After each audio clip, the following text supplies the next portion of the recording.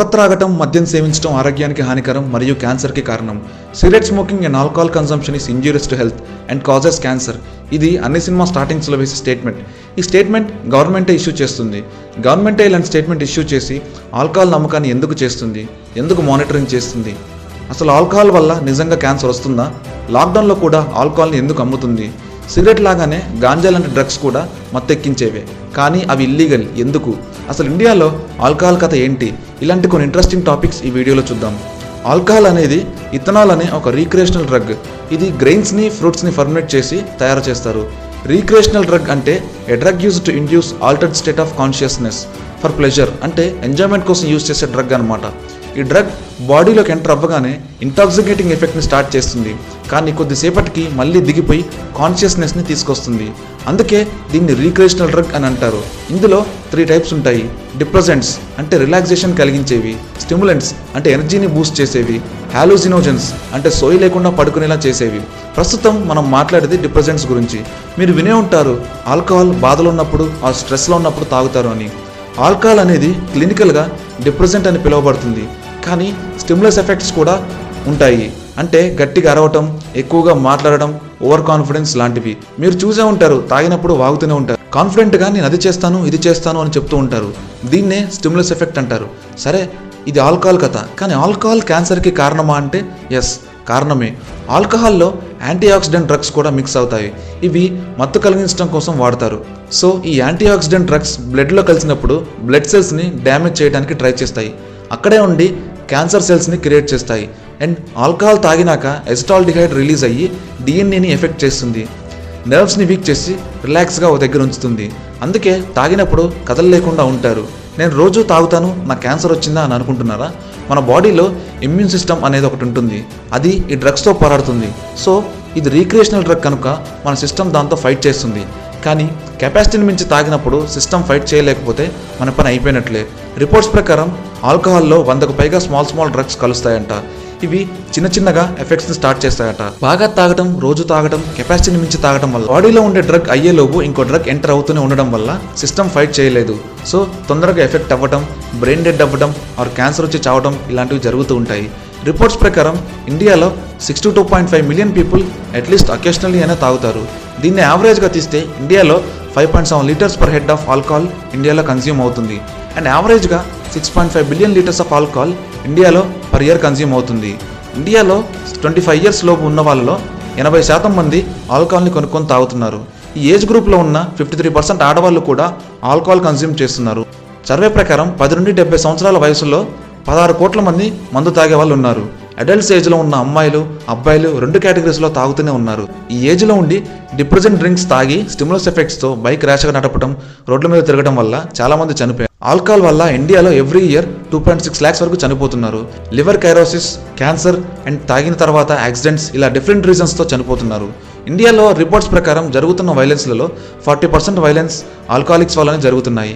జరుగుతున్న rape cases and sexual అసాల్ట్స్లో 37% తాగిన వల్లే చేస్తున్నట్లు రిపోర్ట్స్ చెబుతున్నాయి. ఇంకా జరుగుతున్న రాబరీస్లో 15% అండ్ అగ్రావేటెడ్ అసాల్ట్స్ అంటే మర్డర్లు లాంటి వాటిలో 27% తాగిన వల్లే కమిట్ చేస్తున్నారు. నేను ఇక్కడ తాగే వాళ్ళందరూ దొంగలే అనట్లేదు, తాగిన మత్తులో కొందరు ఇలా అవుతున్నారు అని చెప్తున్నారు. సరే, ఇదంతా జరుగుతున్నా కూడా గవర్నమెంట్ ఎందుకు ఆల్కహాల్ నమ్ముతుంది? అసలు ఆల్కహాల్ వల్లనే ఇండియన్ ఎకానమీ బలంగా ఉందా? నేను ఎవరిని దీని గురించి క్వశ్చన్ చేయట్లేదు, ఆన్సర్ చేయబోతున్నా. ఫస్ట్ ఇండియన్ ఎకానమీ కాంట్రిబ్యూషన్ తీసుకుందాం. ఎకానమీ కాంట్రిబ్యూషన్లో సర్వీస్ సెక్టార్ది పై చెయ్యి. 53.6% కాంట్రిబ్యూషన్ సర్వీస్ సెక్టరే చేస్తుంది. అండ్ అగ్రికల్చర్ కూడా 50% కాంట్రిబ్యూషన్ చేస్తుంది. అండ్ ట్యాక్స్ రూపంలో ఎక్కువ amount excise tax, corporate tax, income tax ఈ 3 సోర్సెస్ నుండి ఇన్కమ్ ఎక్కువగా వస్తుంది. ఎక్సైజ్ డిపార్ట్మెంట్ అనగానే ఆల్కహాల్ అని అనుకోకండి, ఫుడ్, రెస్టారెంట్స్ ఎక్సెట్రా నుండి వచ్చే ట్యాక్స్ అది. అసలు ఆల్కహాల్పై సెంట్రల్ గవర్నమెంట్కి అధికారం లేదు. ఆల్కహాల్కి అసలు జిఎస్టీ కూడా లేదు. ఆల్కహాల్ అమ్మాలా వద్దా, రేట్స్ ఎంత పెట్టాలి, ఎక్కడెక్కడ ఎంత రేట్స్ పెట్టాలి, ఎక్కడెక్కడ అమ్మాలి, ఇవన్నీ స్టేట్ గవర్నమెంట్ డిసైడ్ చేసుకుంటుంది. Bihar, Gujarat, Nagaland, Mizoram and united territory, లక్షద్వీప్లో ఆల్కహాల్ని గవర్నమెంట్ బ్యాన్ చేసుకుంది.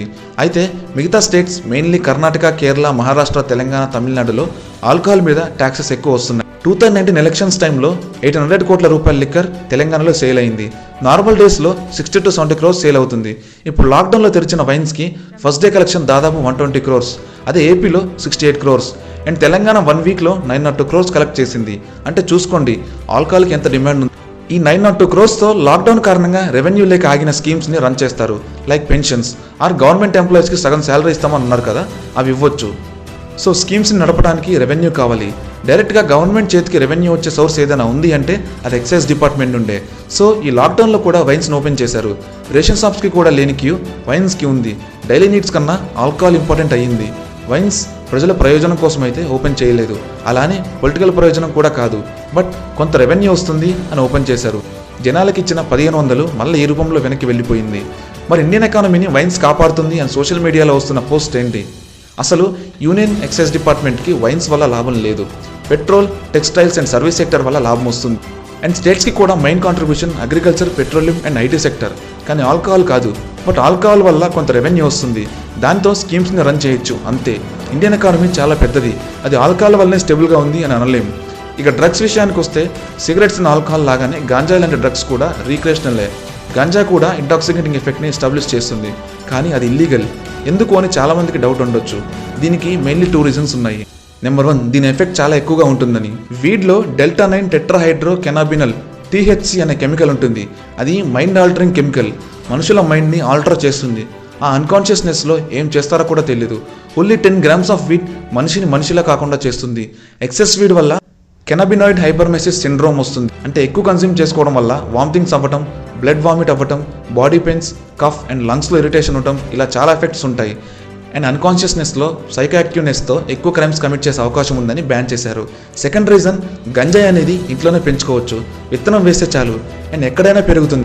అండ్ 10 grams ఆఫ్ వీడ్ కూడా కొనుక్కున్న ఆల్కహాల్ కన్నా ఎక్కువ కిక్కిస్తుంది. సో వీడ్ని లీగల్ చేస్తే అందరు ఇంట్లోనే మొక్కలు వేసుకుంటారు, అవసరమైనప్పుడు కోసుకొని కన్జ్యూమ్ చేసుకుంటారు. అలా జరిగితే ఆల్కహాల్ యూసేజ్ తగ్గుతుంది. ఇంట్లో పెంచుకున్న మొత్తం ఉండగా ఎవరో డబ్బులు పెట్టి కొనుక్కోరు. సో గవర్నమెంట్కి రెవెన్యూ తగ్గుతుంది, ఎక్సైజ్ ట్యాక్స్ కలెక్షన్ తగ్గుతుంది. సో వీడిని లీగల్గా చెయ్యరు. ప్రాక్టికల్ రీజన్స్ ఉన్నప్పటికీ పొలిటికల్ రీజన్స్ కూడా ఉన్నాయి. ఈ వీడియోలో నేను ఎక్కడ ఆల్కహాల్ని ప్రమోట్ చేయలేదు అండ్ ఎందుకు అమ్ముతున్నారు అని క్వశ్చన్ చేయట్లేదు. ఉన్న ఫ్యాక్ట్స్ని చెప్పాను. ఆల్కహాల్ కన్సంప్షన్ని నేను రాంగ్గా రైట్ అని చెప్పను, కానీ ఎక్సెస్ కన్సంప్షన్ చేయడం వల్ల వచ్చే ఎఫెక్ట్స్ని దృష్టిలో పెట్టుకోండి. ఈ వీడియో మీకు నచ్చితే లైక్ చేసి షేర్ చేయండి. నెక్స్ట్ వీడియో టాపిక్ సజెషన్స్ని కామెంట్ చేయండి. మరిన్ని వీడియోస్ కోసం ఛానల్ని సబ్స్క్రైబ్ చేసి బెల్ ఐకాన్ని ట్యాప్ చేయండి.